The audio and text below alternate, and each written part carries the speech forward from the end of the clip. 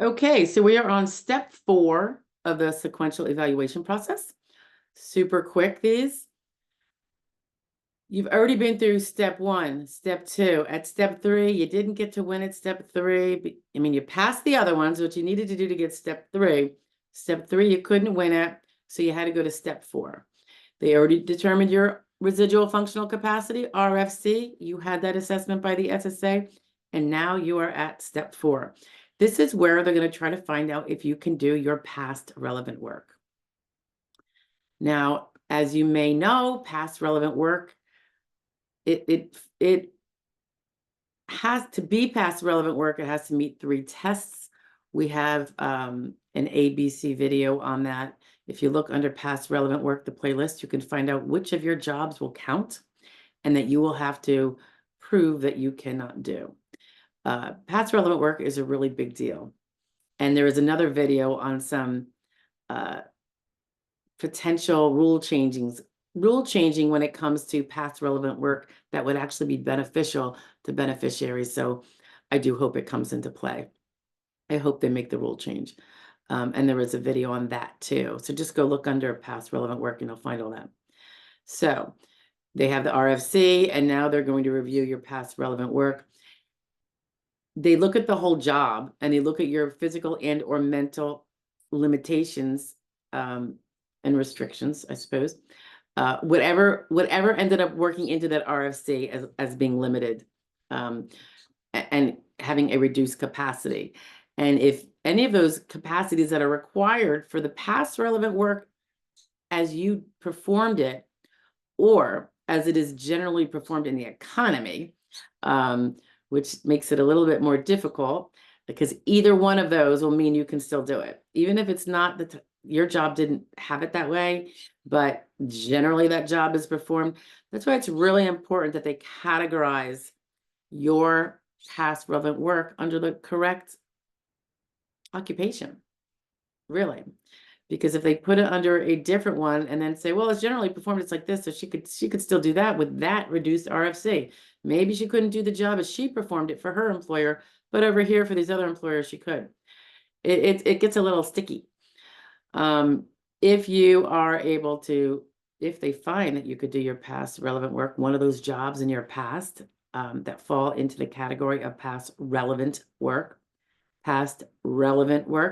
not necessarily all jobs, you're going to be found not disabled, unfortunately.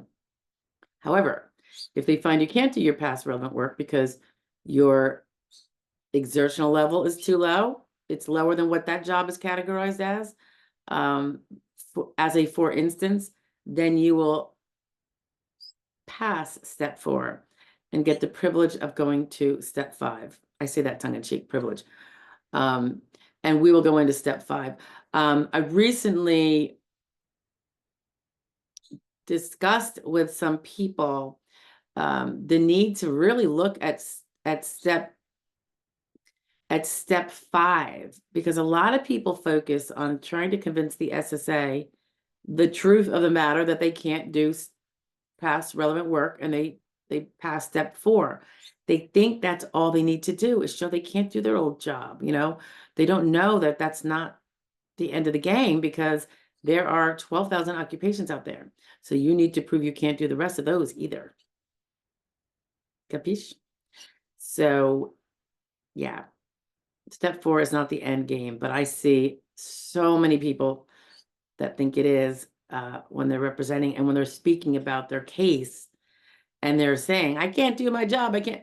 I'm like, I get it, but let's stop talking about that, because that's not what's going to win your case. We need to get on to what's relevant.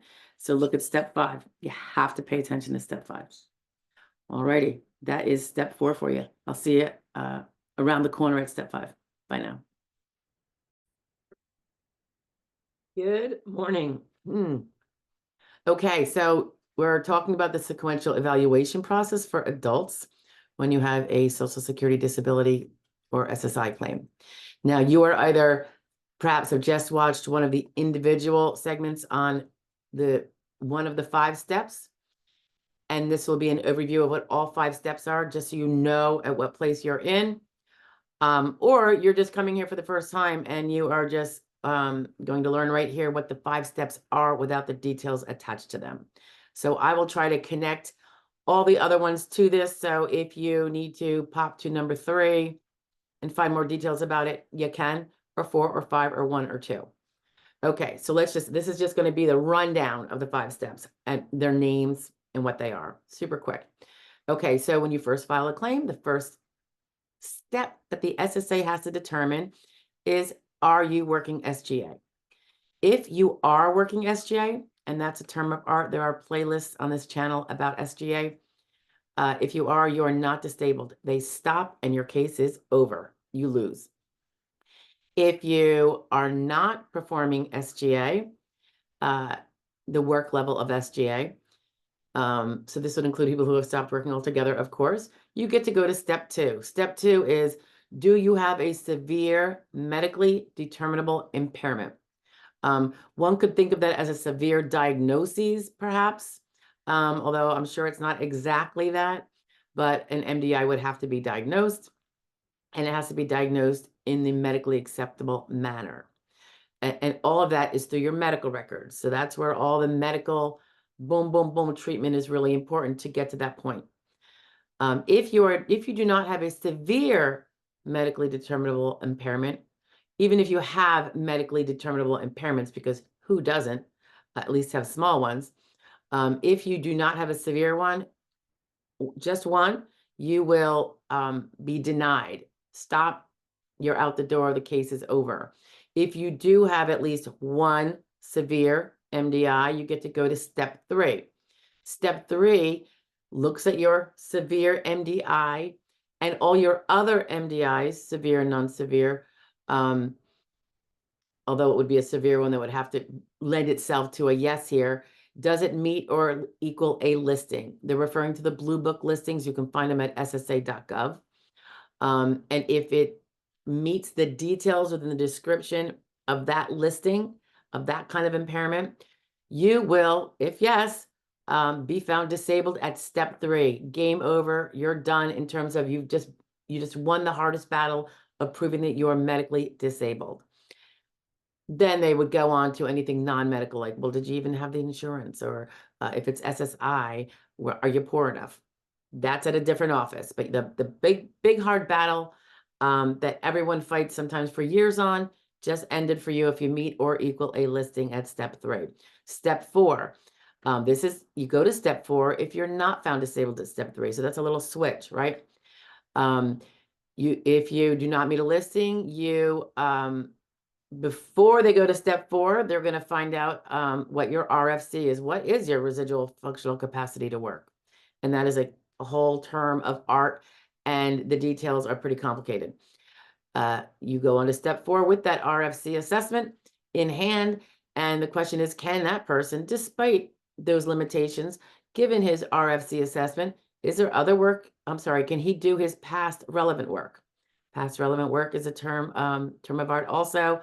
It's got some tests that it has to meet to be considered past relevant work. So you might want to look up that playlist for that. If he can do his prior relevant work, any of those jobs that fall within that category, not disabled. Boom, end of story. Your case loses at step 4. If step 4 finds it, can't do his past relevant work, that is a little too arduous in one way or another, then you get the privilege of going to step 5. Step 5 is there any other work in the national or regional economy that this person can do? Work that exists in substantial numbers. If there is other work you can do of sufficient numbers, certain occupations, you are not disabled. You lose at step 5. That is a very common place to lose, as is step 4. If you cannot do any other work, they can't provide, and that burden is on them at this point, any other jobs you can do in sufficient numbers, then yes, you are disabled and you win at step 5. Okay, more details on 1 through 5, see at the end. I will put up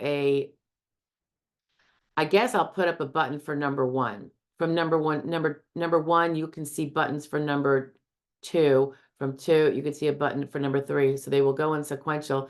if at the end you click on the button that should be in the upper corner there. Yeah, I think that's the only way I can really do it, but I hope it helps. All right. And if you have any questions, just leave them in comments and we'll talk about it later. All right. Bye.